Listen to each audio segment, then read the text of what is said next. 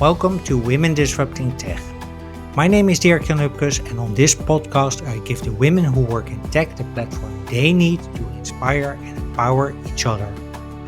Join me on a journey into the world of entrepreneurship, funding, biases and role models to discover the strategies for success in the tech industry. In other words, how women can disrupt tech. Are you ready to listen?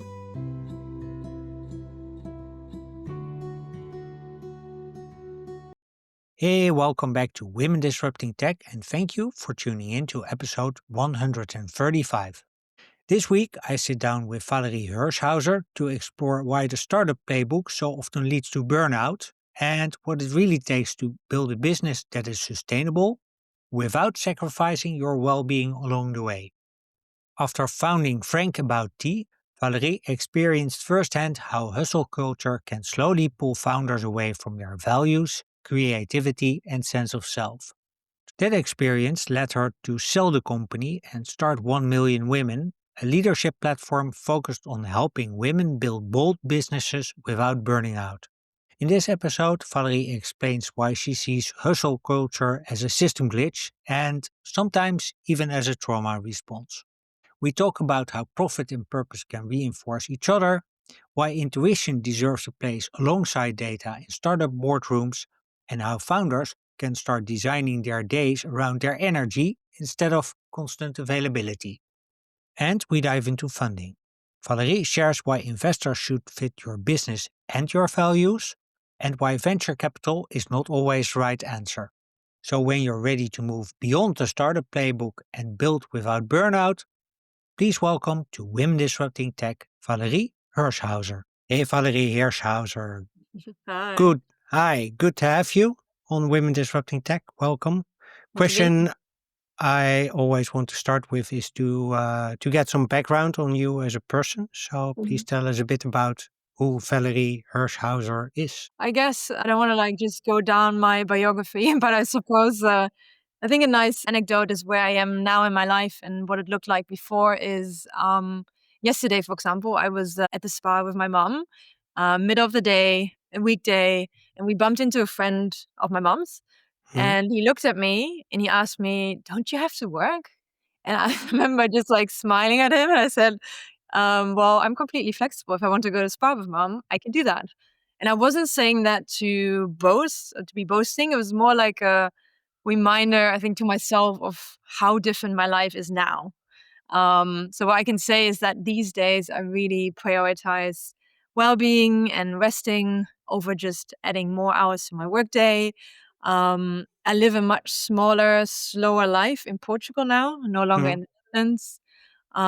But yeah, that all just didn't fall from the sky. It wasn't mhm, like a overnight thing. It really came after years of searching for freedom, burning out in the hustle culture, and realizing that real freedom for me is really something internal. mhm, I think part of that comes from my background. So I grew up between 3 cultures. So from a young age, I was quite, yeah, I would say fascinated about how different people live and what connects us across the world. For some reason, food and drinks became my lens into that. mhm, Coffee, cacao, tea, a lot of things that we consume every day in the West, part of our daily routine, but that mhm, don't actually grow here. So I wanted to know, how are things grown? Who are the people behind it? Are they mhm. making a living or not? So I think that's really what fueled my entrepreneurial journey. So after university, I briefly tried being an employee, um, but I quickly realized I just couldn't. Mhm. What Just did made you realize that? I just didn't do well with being told, where to be and how to do things, Uh-huh. and I think freedom has always been my highest value. Um, so yeah, eventually I co-founded Frank About Tea. On paper, technically, I now had all the freedom of a founder, Mhm, but actually in reality, I felt quite trapped, because I was really following the startup playbook, doing the things the way they were supposed to be done, uh-huh. but in the process, I really lost the actual freedom that I was searching for. So I Yeah. would say that's my journey in a nutshell. So you lost yourself in the startup journey. What made it not work for you? I wouldn't say necessarily not work. I think it was just an incredible learning ground. I mean, it still is, but I think it's coming into it with a certain expectation. Like one being like, "Oh, I have, I'm gonna be my own boss. I have so much Mhm, freedom, whatever I want. I can really shape this in every shape, in every way I want. We're gonna solve the world. We're gonna make sure that in our case, all the tea farmers will have a great living from now on." And you come in with a really, big dose of ambition, which is, I think, really great. mhm, But that a lot of that ambition, for me at least, was fueled by more external factors, external expectation, validation. Um, so it didn't feel like it was authentic, coming from an authentic place. It just felt like we need to build this in the way that's supposed to be done. We need to be doing this and that. We need to be, we need to be online. We need to be e-commerce. We need to be D2C. We need to have mhm. subscription. We need to have investors, and like kind of going through that loop, I would say, and not staying true to myself enough in that process, I would say. Okay, so building something that someone else invented rather than something of yourself. In a way, yes. I mean, what we were doing at the time was unique, but I think the how we were really trying to put ourselves into a mold. Um, yeah, more than was necessary. So I read somewhere that you said that or wrote that hustle culture is a sort of system glitch. Um, can you double click on that for me? Yeah, What does sure. that mean? Um, yeah, for me, hustle culture is a system glitch because we normalize to the point where people like almost brag about how exhausted they are, how many hours they worked. We treat it as a proof of ambition, but actually for me it's proof that something in the system is broken. If that is like, if these are the lengths we have to go to make Mhm, it work, then something for me in the system is glitching. um, and related to that, I've recently on another podcast talked about like hustle being a trauma response, mhm, and that's related because I think many of us are driven by an inner fear or inner wound. For example, fear of not being enough, of maybe being left behind, or fear of disappointing others if we don't, act in a certain way. So hustle often becomes like a coping mechanism. If I uh-huh, just work harder, if I just work really, really hard and keep going, I'll be safe, I'll be respected, I'll be loved. And it often ceases to be about creativity or joy or impact, and it just becomes survival really. Um, so I think I'm still amazed by the amount of LinkedIn posts every day around you just gotta push through, and 60 plus or 100 plus hours are normal. Don't complain, let's go. Like, I just find that fascinating because even just from a leadership point of view, I think if you need to put in that many hours mm. consistently, something in your business is clearly not working either. So yeah. Yeah, it's interesting that you say that. I was thinking while you were mentioning this, like, okay, but it is about impact. It's about results, not about working hard. And still, Exactly. people sort of, if I hear you correctly, people see hustle as a sort of form of validation, self validation. Yeah. Badge of honor as Yeah, well. yeah. Um, So if I work hard, it's then I'll be okay. yeah. Instead of if I get results, then I'll be okay, which Yeah. obviously is a much healthier thing. Yeah. So how did you find out for yourself what works for you? How to get from a place where hustle sort of is the norm to a Mm, place where you feel like, hey, yes, I can do the things I want to do the way I want to do them. yeah. I guess I learned by doing them not the way then you're not supposed to do them. Uh, So I had to go through through that same hustle experience as well, I would say. So when I was at that peak of it, I would mhm, s it feels like it's just constantly being on. So even when I mhm, wasn't at my laptop, my mind was continuing to run numbers, strategies, next investor meeting, next campaign. I remember at some point my brother lives in the Caribbean for a long time, and I remember visiting him, and I just like I don't even can't even recall any of the things we did. I didn't enjoy the beaches. I didn't enjoy the turquoise waters. I just couldn't be there. And all I was doing in my mind was just thinking about work and being on being focused on that. And I think that was yeah, and it was even like I would say like a armor in a way because I was pretending I was really fine, but underneath, I was like exhausted, disconnected from my body, and honestly from joy. So I couldn't even enjoy a Mhm. Caribbean holiday. So yeah, that toll felt pretty big. I would say physically, I ran myself down. Mentally, I lost my creativity. And emotionally, I felt like trapped in something I'd actually chosen myself. So that was kind of the irony of it. You build a company to be free, but I wasn't free at all in mentally. So what that taught me that freedom is not just about being your own boss. Uh-huh. Freedom is really something internal. It's knowing when to stop, when to rest, when to do things your way, I would say, instead of following the playbook. And slowly over time, I mean, I was forced to, I would say, unlearn hustle, Uh-huh. started to reconnect to why I started being an entrepreneur in the first place.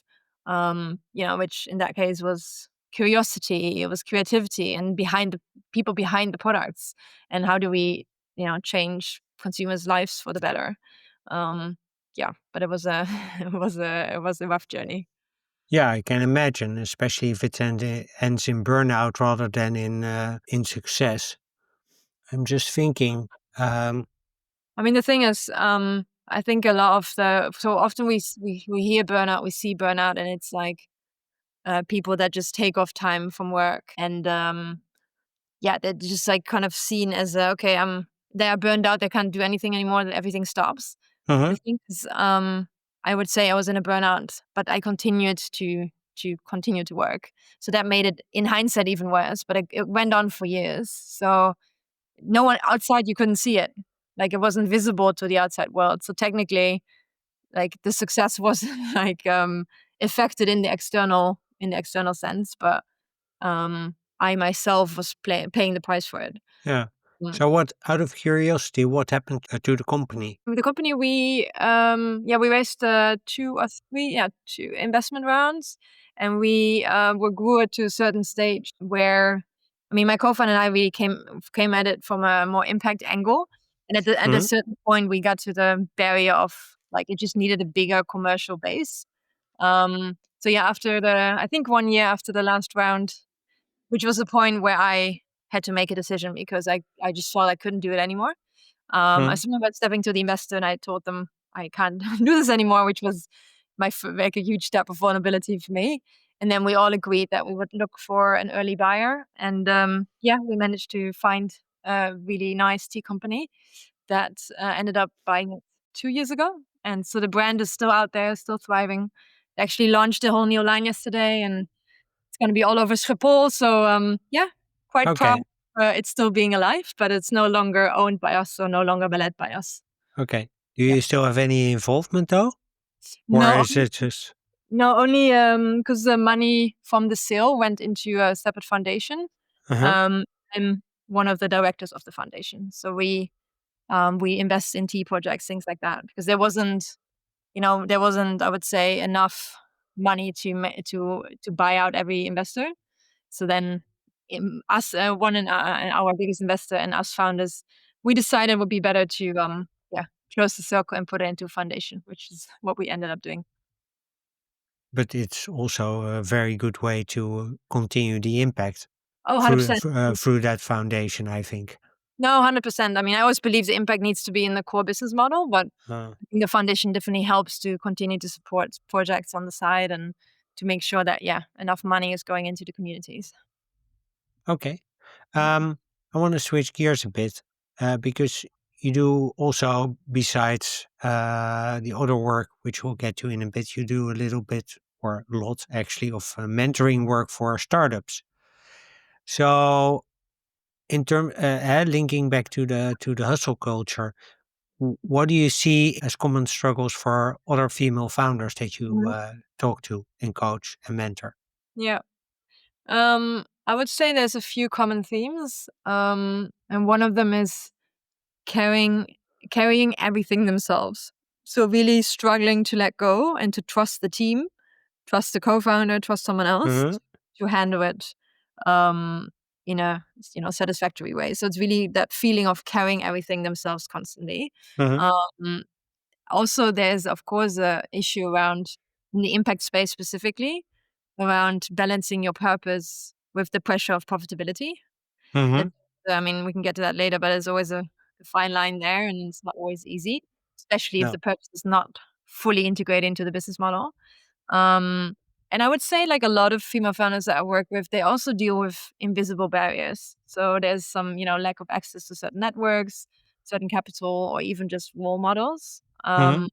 And it's often that they, I include myself there, that we need to feel like we to prove ourselves twice. Like Hmm. once you need to prove yourself as a founder, and then you need to prove yourself as a woman. Um, and that pressure can definitely have an impact on how you scale as a Yeah. founder. Yeah. So, what's the difference between proving yourself as a founder and proving yourself as a woman? I would say like it's a more like a double-edged sword in the sense of often there's already a certain. I mean, there's now a lot of research, for example, done that in investor conversation, for example, that women are tend to be asked more performance based questions, and men are asked questions more around ambitions, projection, things like that. Uh-huh. So, for example, that you have to like really make sure that your performance, is defend yourself in the way you perform and make sure that's being asked up to date. There's often this. I get that question a lot. Question around how you're going to be managing the family and potentially when you have children with work. It's like things and questions that many men just don't get. That take a certain some it just takes a lot of energy sometimes to having to deal with that, which is already hard being a founder. It's so difficult. So yeah, sometimes it's just unnecessarily difficult by also just being a woman founder. Yeah. So, what do you think is causes this difference between female founders who get more need to have done it already, almost, Mhm. versus male founders? Oh, how are you going to do it? Yeah.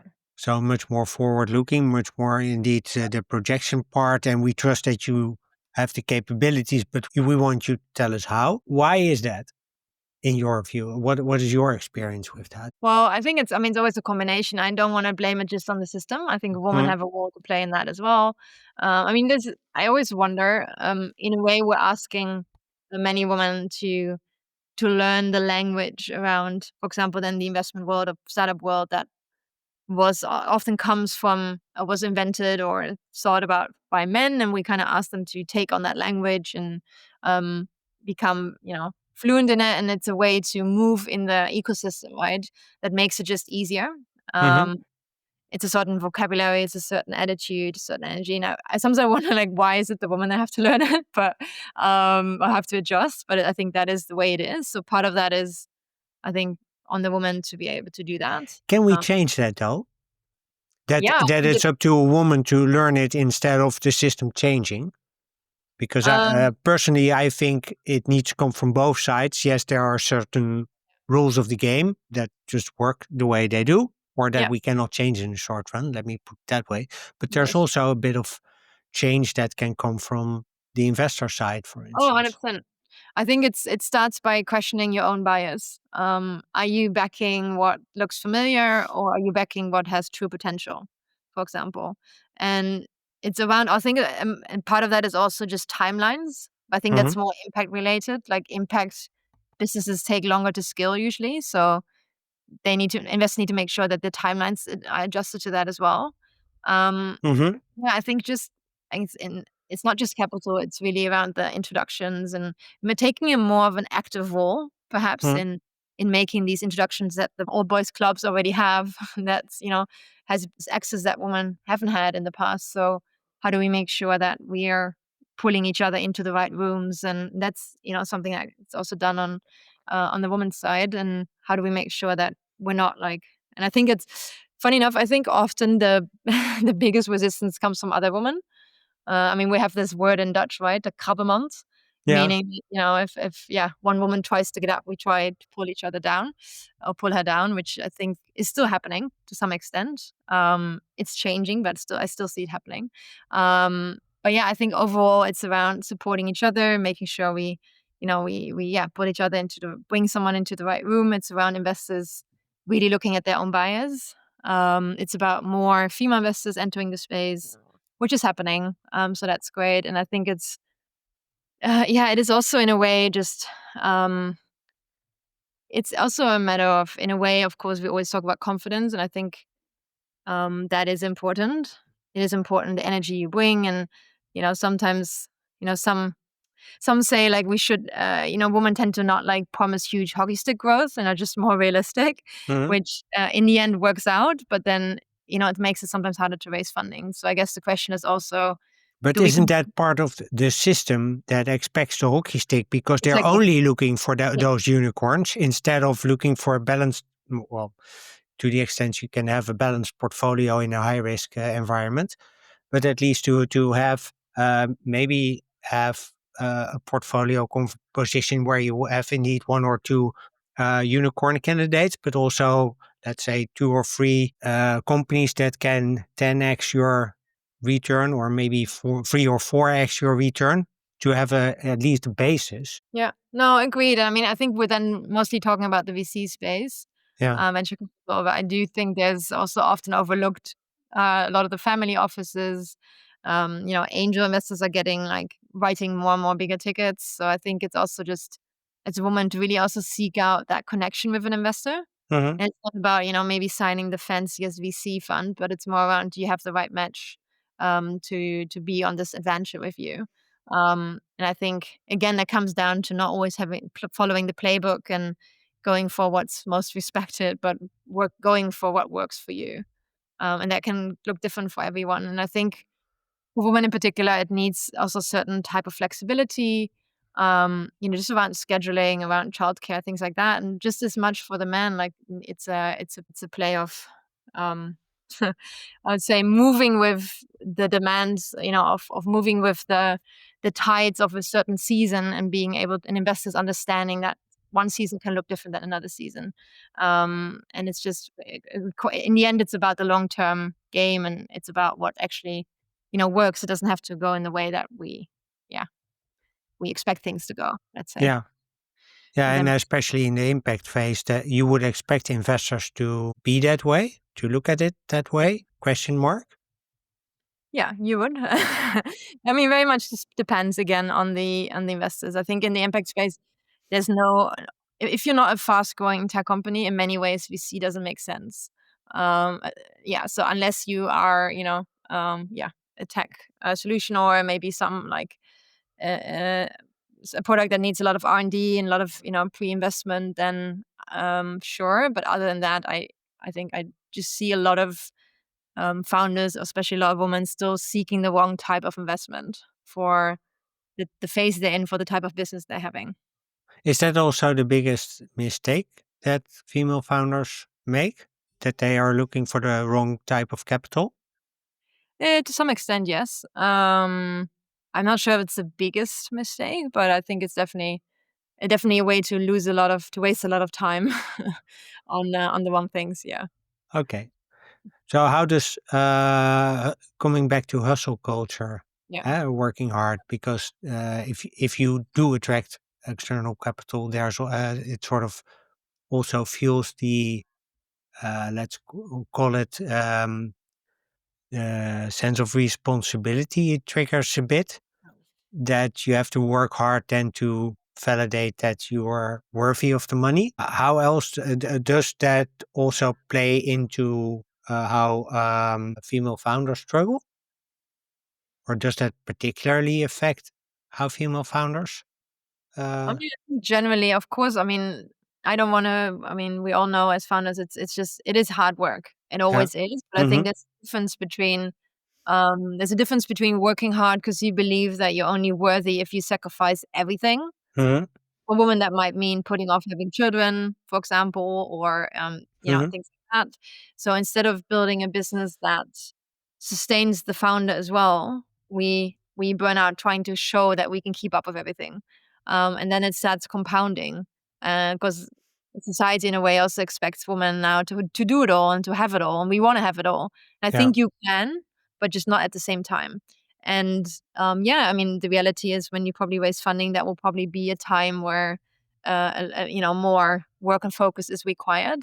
At the same time, I really believe if you have the right systems and if you dare to delegate, if you like willing to let things go, that it's actually possible not to work yourself into the ground even after receiving funding. It's Yeah. all, it also comes down like, are you is does the business what kind of funding are you receiving? Do you already have product market fit or not? I mean, there's so many factors that play into it. What Mhm. I see a lot is that oftentimes we are busier than we need to be, and that's a belief. I mean, Okay. even How just do how do, like how do you sort of sense that? What are let's say flags that raise when this happens? yeah, I mean, often, I mean, I remember doing the same. Like, I would sometimes write emails at really late times or on the weekend, Mhm. just to like kind of show I was working, Yeah. which is ridiculous in hindsight. But I think it shows in the sense of even just ask any person in the Netherlands, like, how are you? The most common reply is busy. Yeah. Um, and I mean, we can't tell me that yes, life is busy. Yes, sure. And it always will be. And there's an illusion of having a no to-do list just doesn't exist.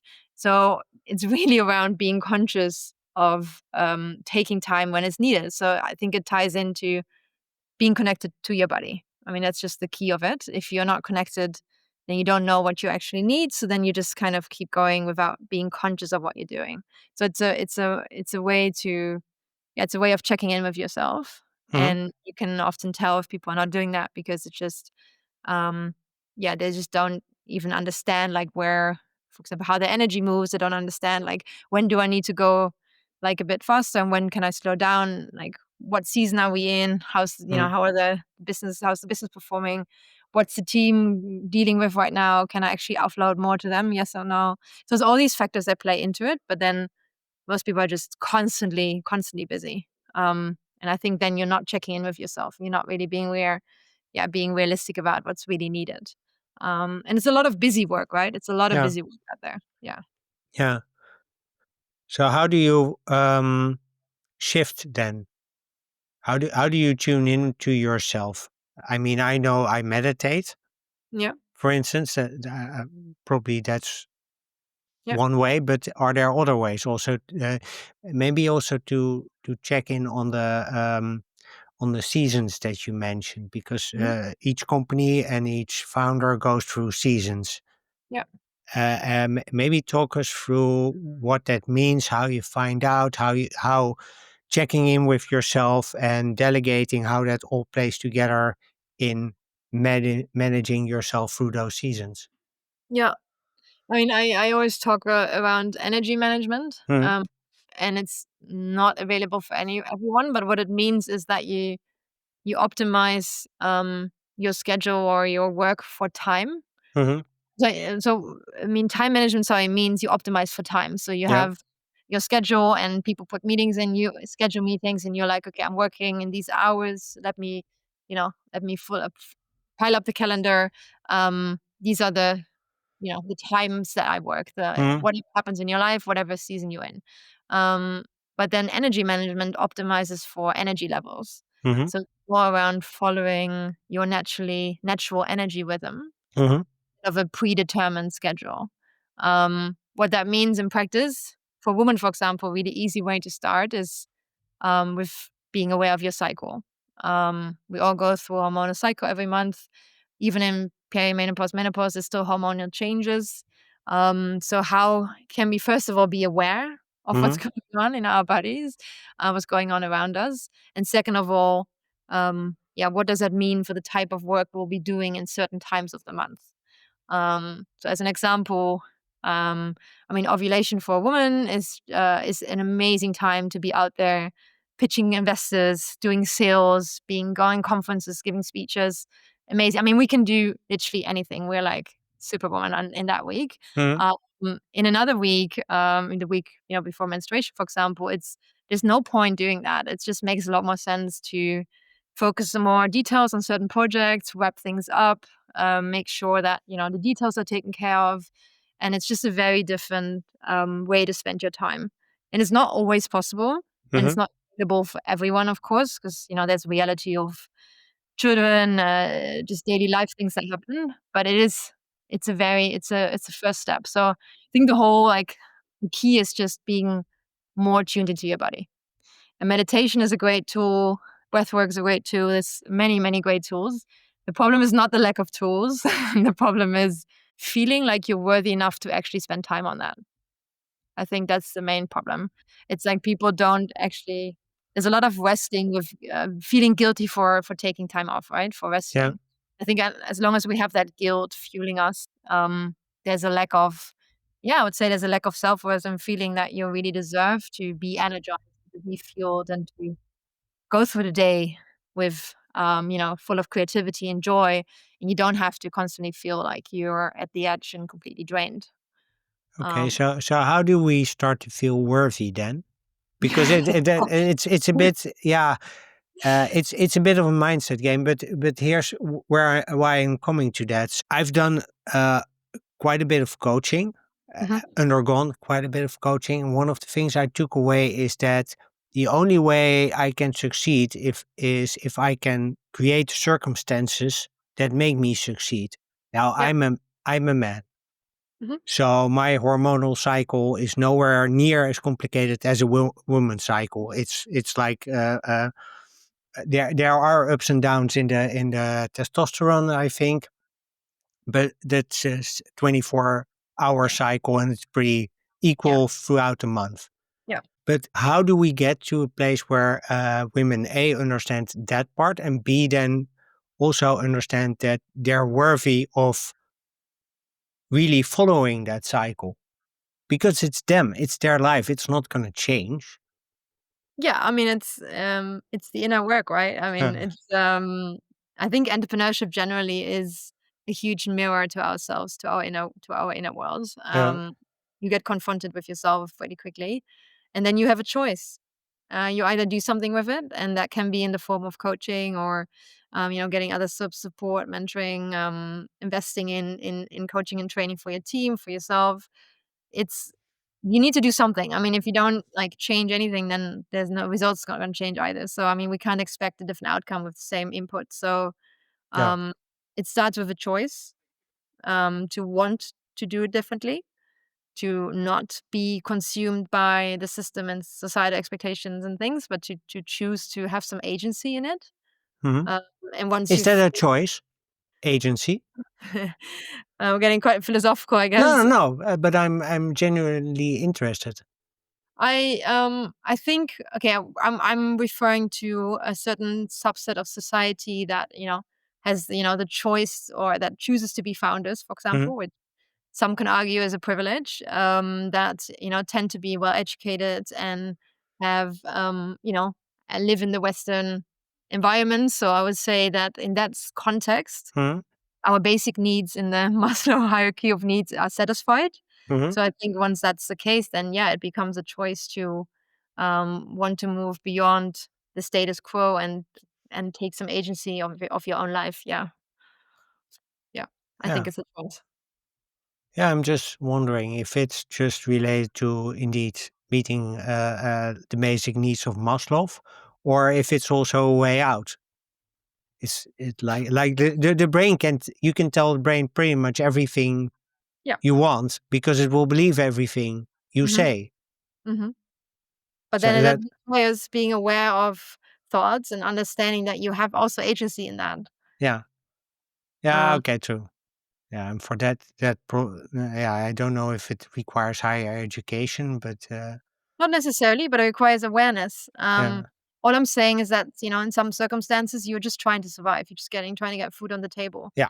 and it's just a lot harder in these circumstances to do a lot of self actualization work, and to really have the room and the time and the resources to question certain ways of being and working. Yeah. So going back to female founders for a bit. So many founders struggle.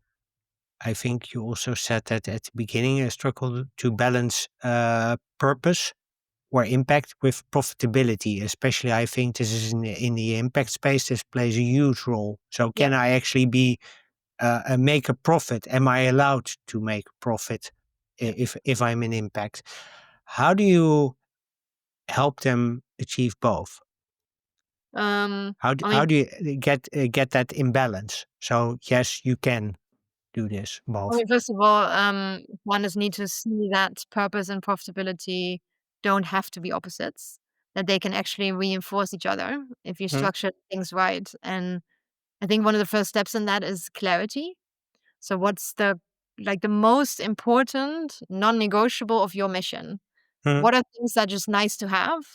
I'll give you an example. In our case at the time, we were very focused on living income, for example. mm, Yes, it was also important to be sustainable and to be green, but if we had to choose, do we make an entirely green product, CO2 emissions or the whole shebang, mm, uh, and focus on living wage, or living income, then we would have not have any chance in the market. So mm.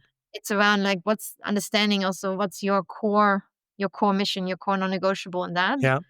I often would say make a KPI out of it, because if it's impact in a way also needs to be and can be measured, because if it's a measurable, tangible something, it's integrated into your core business model. So then it becomes easier the more, let's say, units you sell of something, or the more software you get out there, Mm, the more the impact increases with that in parallel, right? So yeah. it's about understanding to no longer dilute your purpose with side projects or things that don't actually move the business forward. Um, and then I think, secondly, it's also realizing that profitability is a fuel for the mission. It's not a betraying of the mission, it's fuel for it. So, for example, if you want fair wages in your supply chain, you need healthy margins in order to pay them. So, if Yeah. you want to innovate sustainably, you need cash to invest. So, profit in that sense becomes more of, like, I would say, the oxygen for purpose. And I always bring it back again to the energy management. Mm, If the founder is depleted because he's trying to save the world all by her or himself, mm, by that company will reflect that. So it's also around coaching them to manage not only financial capital but human capital. Their own energy is an actual resource. mhm. How do you scale sustainable? That a business that feeds your mission, but also your well-being, and therefore also profitability in the long term. So it's not isolated. It's all works in tandem. Yeah. So what do you say then to people who say, "Oh, but you want to make an impact, a positive impact, so then you have to do this for free"? No, it's bullshit. I mean, then you're gonna be stopping after 1 year and the impact's done. I mean, it takes. I think the work, the impact. It takes time to actually have an impact. I think even after our business being around now for maybe 9 years, I don't think our impact is that insignificant. Mhm, Let's be honest. It's always a small, drop on the, what do you call it, in the ocean.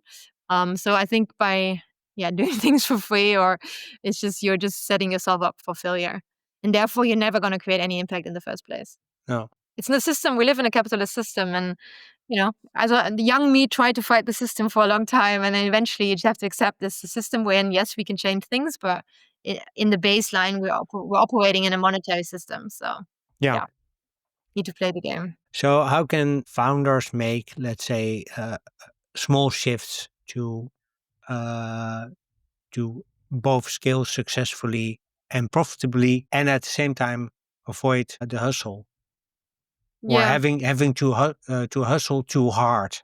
Because I yeah, don't think hustle in itself is necessarily bad if you, let's say, if you have a sprint yeah, for sure. to a finish line, then working hard is there's no problem with that. But your point is more like if you do it consistently, then you're burning yourself out. Yeah, So and I if think I agree. I think even the word hustle, I think for me also means resourcefulness. Mhm. So, I mean, just making something out of nothing, right? I mean, I Mhm. think it's incredible. It's an incredible trait, many entrepreneurs have. So I agree. Nothing wrong with it in particular, but it starts when we try to chase, is everything being done? Is that success that we completed everything?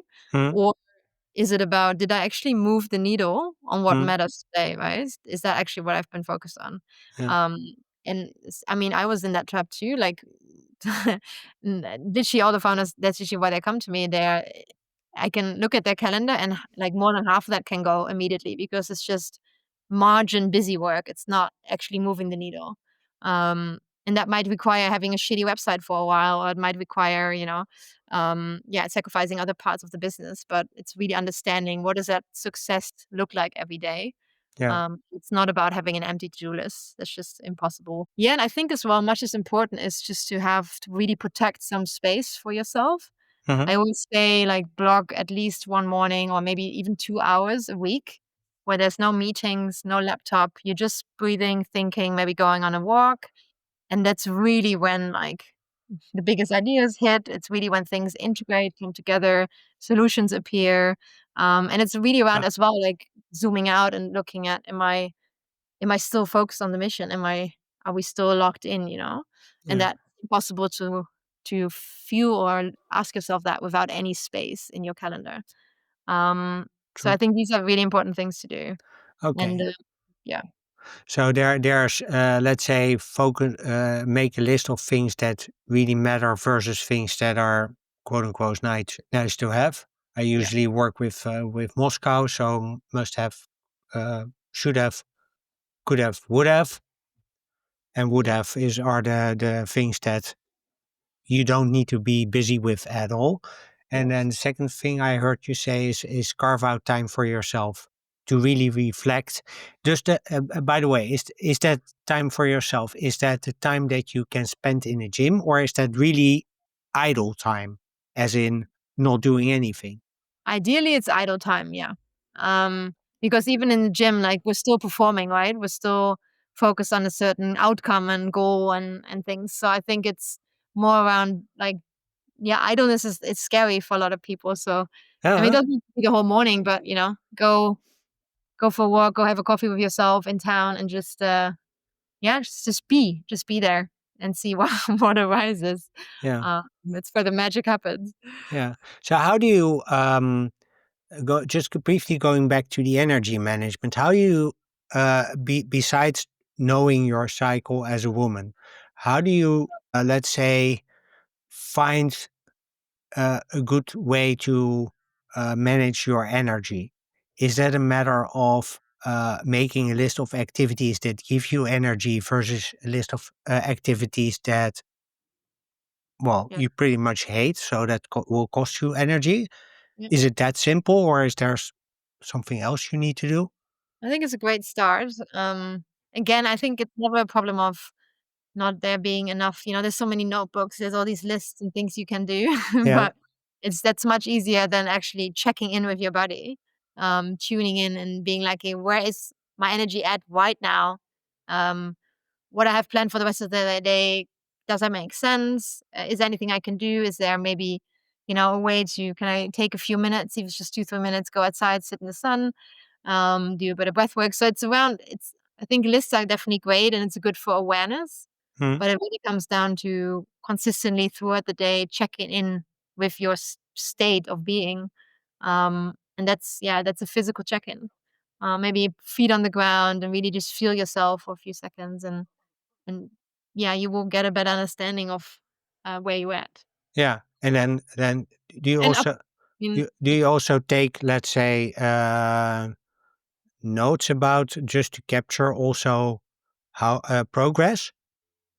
yeah, you can. I mean, I used to do a lot of that. These days, I don't, because Okay. that just feels like it still feels very rational to me. But I think I mean, it's good to have an understanding what drains me, Hmm. and then the next step is it necessary? If it is, then can I delegate it?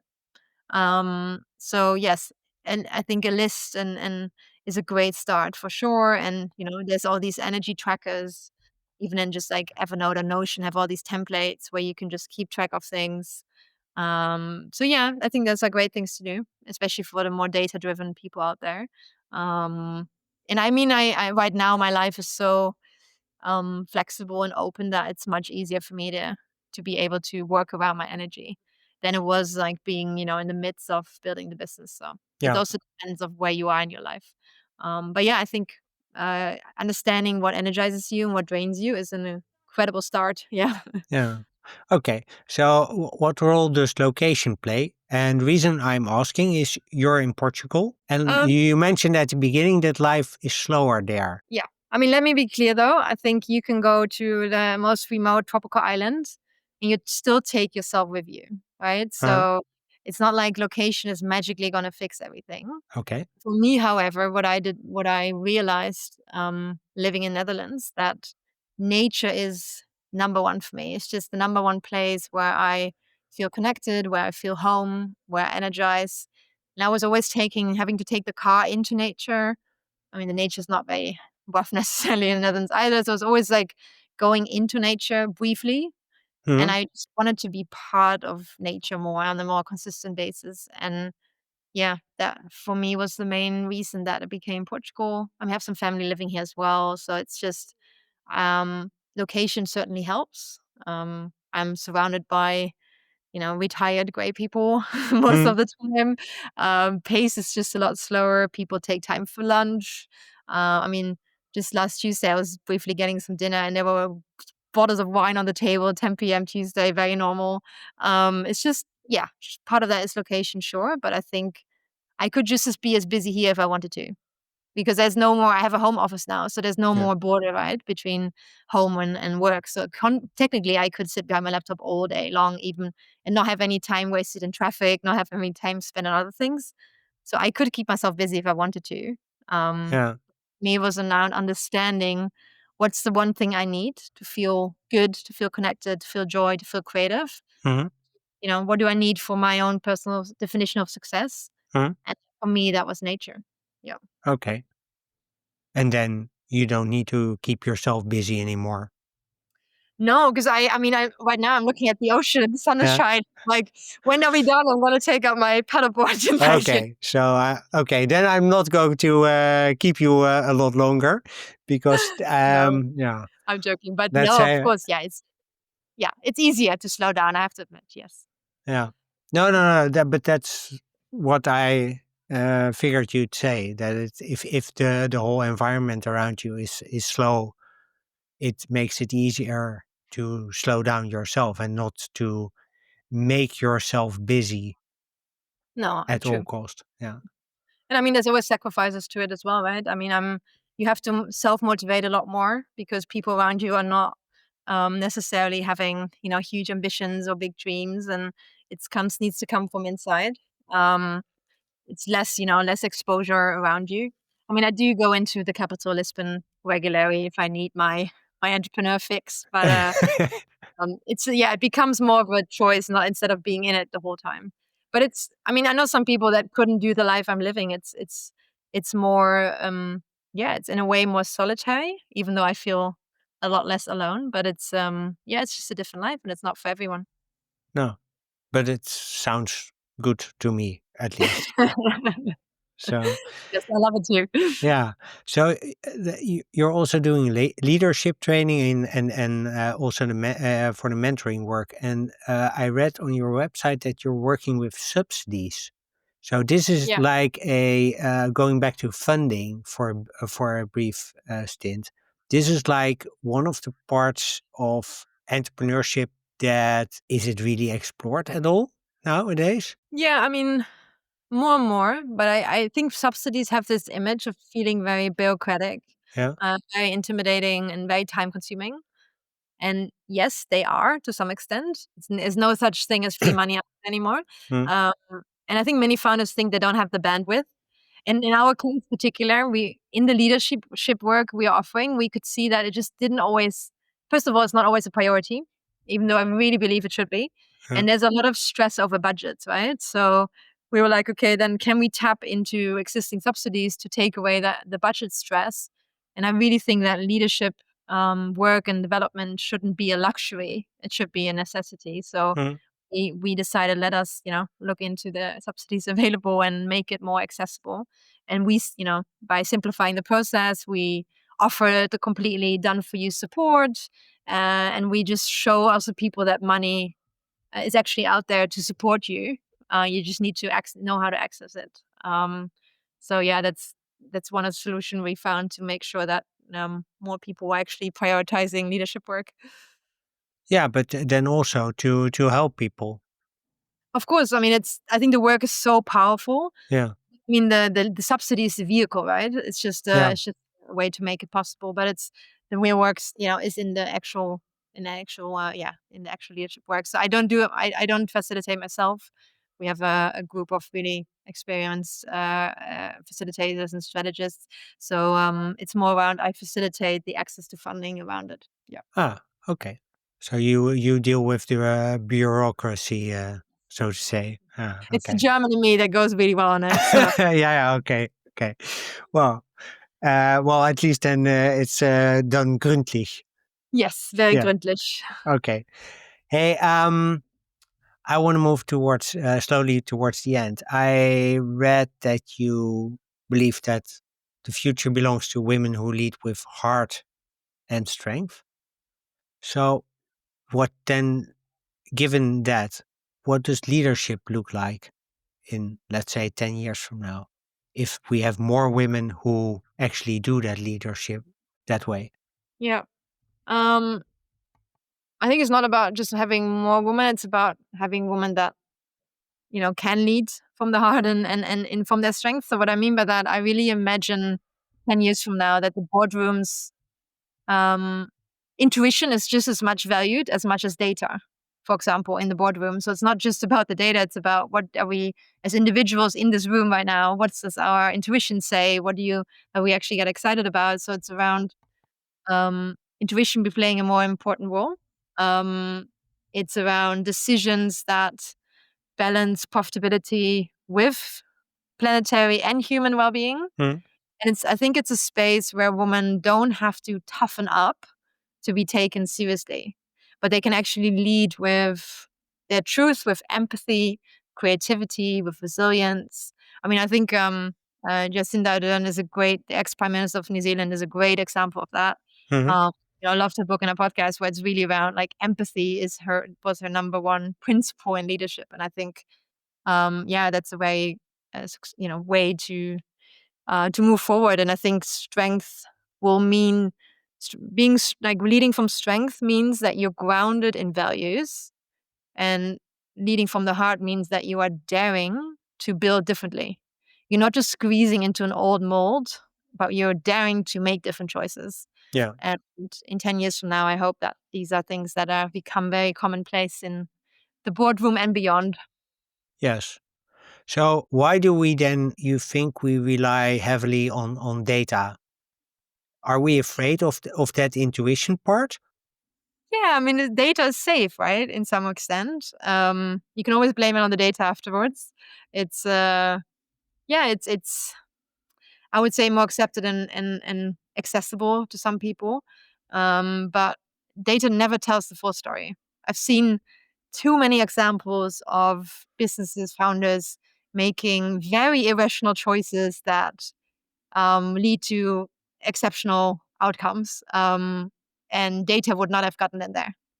And it's just, I think it's about normalizing that, and it would require some guts and confidence to be able to rely on your intuition. And again, that in turn requires being more connected to your body. Yeah. Yeah. Is that a specifically female trait to also that intuition? Because I hear that a lot. Yeah, I think inherently, women are more connected to the earth. We're caregivers. We birth literally. I mean, some literally, some don't. But like we birth new life, new ideas. It's a yes. I think it comes easier to many women, but at the same time, I think men have access to intuition for sure. But for all, irrelevant of gender, intuition can only speak when we slow down. Intuition that doesn't scream. It's quite quiet. It's quiet. So Yeah.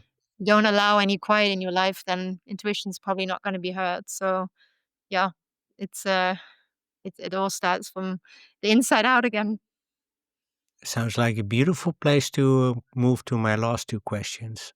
Go for it. So, just speaking of building a better future, what we've been talking about funding of female founders. Um, what can investors do better to support female founders?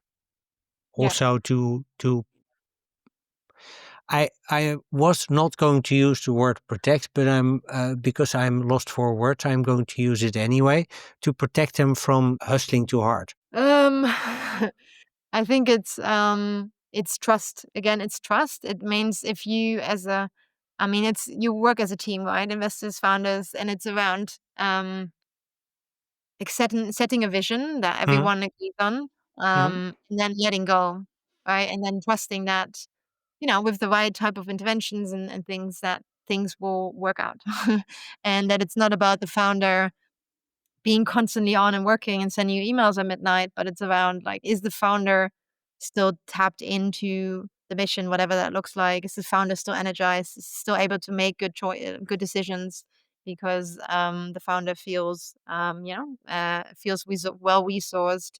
And I think many investors are waking up to that for sure. I think we've had some great ones in our business as well that we're very much concerned about our well being because I mean, let's be honest, in the first probably 10 years or maybe less, the founders are still the biggest asset. So it's as a smart investor, you safeguard that asset in any way you can. yeah, If that requires the founder to take some time off, then that is what needs to be done. So it's looking at the bigger picture. It's beyond just the KPIs again, right? yeah, You're entering a marriage together in a way. So yeah, it's not about I mean, and again, depends on type of investors. Of course, if you look at the VC business model, it's just a model it's a crazy business model. So like we said, it's all about, chasing that unicorn and already knowing that more than 90% will not make it. But I think it's just one part of the ecosystem. There's so many other ways, so much other sources of money out there, and we see landscape is also changing. So yeah, it's yeah, about looking further. yeah. Okay. So with Women in Disrupting Tech, I'm building a tool that connects female founders with investors in a better way. So also, helping them with, let's say, optimize their storytelling, but also connecting them to investors that actually match with them. Yeah.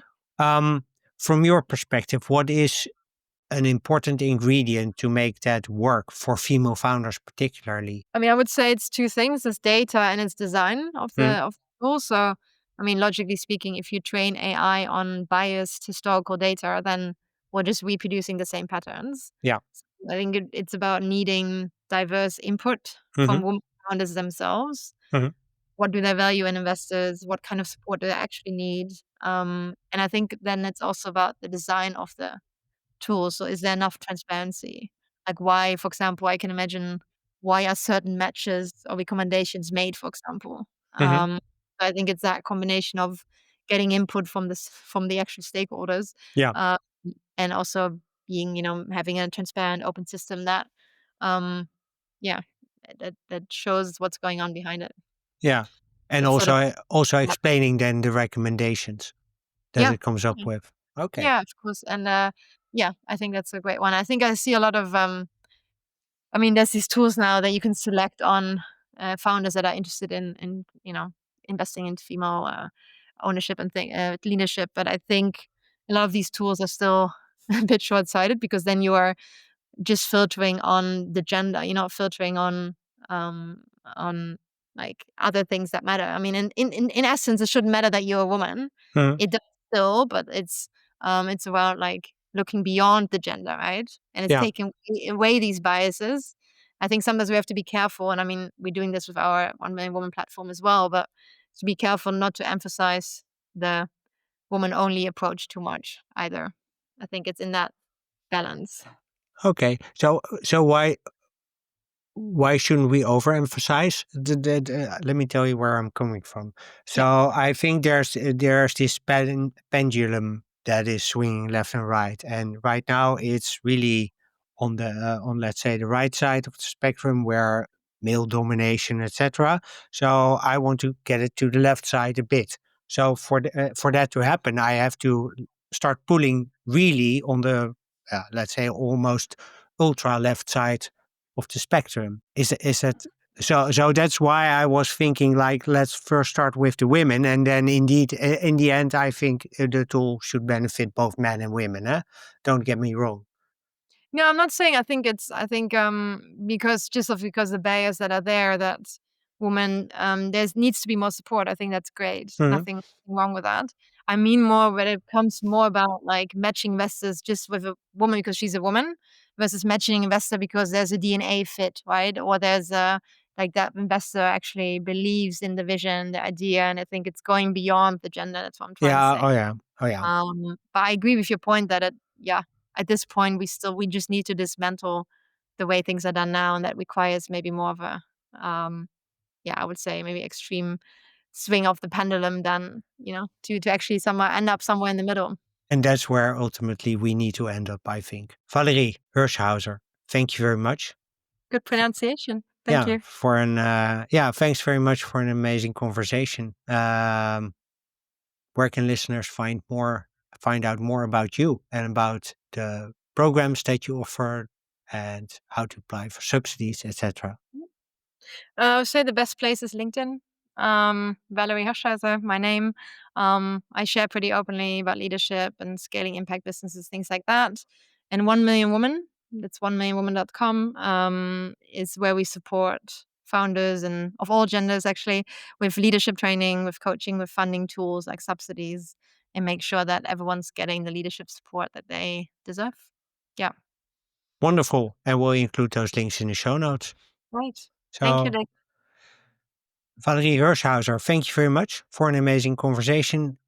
Listeners, thank you very much for listening. And until the next episode, when hopefully my voice will have recovered, keep being awesome. Well, that's it. Thank you for listening to episode 135 of Women Disrupting Tech, titled Moving Beyond the Hustle as a Female Founder with Valerie Hirschhauser. I hope this episode helped you see that you don't need to be hustling continuously to build a sustainable company. And that when things feel exhausting, it's not a personal failure, but often a sign that something in the system is not aligned.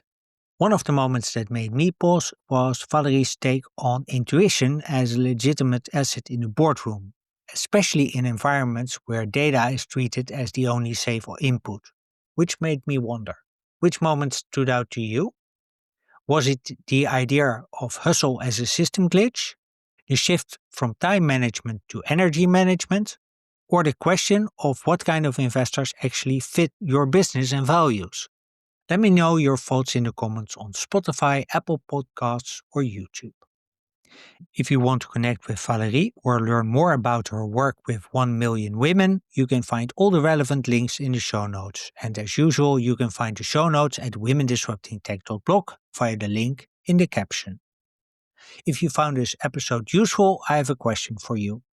Please take a moment to rate and review the show on Spotify, Apple Podcasts, or YouTube. And if you haven't already, please hit the subscribe button so you never miss a future episode. Once again, thank you for listening. I hope to see you in the next episode. And until then, as always, keep being awesome.